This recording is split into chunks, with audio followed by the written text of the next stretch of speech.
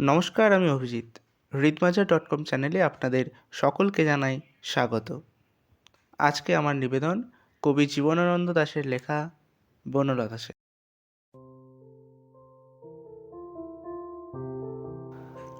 হাজার বছর ধরে আমি পথ হাঁটিতেছি পৃথিবীর পথে। সিংহল সমুদ্র থেকে নিশীথের অন্ধকারে মালয় সাগরে অনেক ঘুরেছি আমি।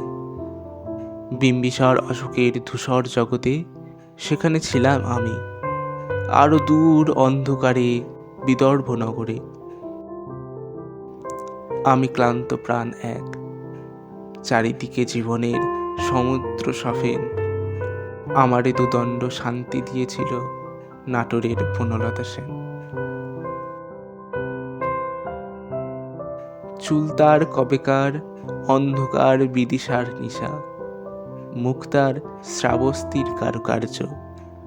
অতিদূর সমুদ্রের পর হাল ভেঙে যে নাবিক হারায়েছে দিশা।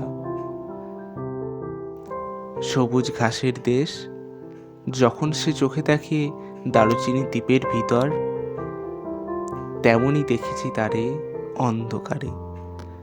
বলেছে সে, এতদিন কোথায় ছিলেন?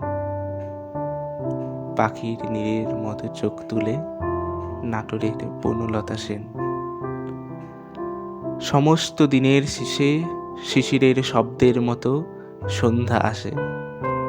ডানার রৌদ্রের গন্ধ মুছে ফেলেছিল। পৃথিবীর সব রং নিভে গেলে পাণ্ডুলিপি করে আয়োজন। তখন গল্পের তরে জোনাকির রঙে ঝিলমিল।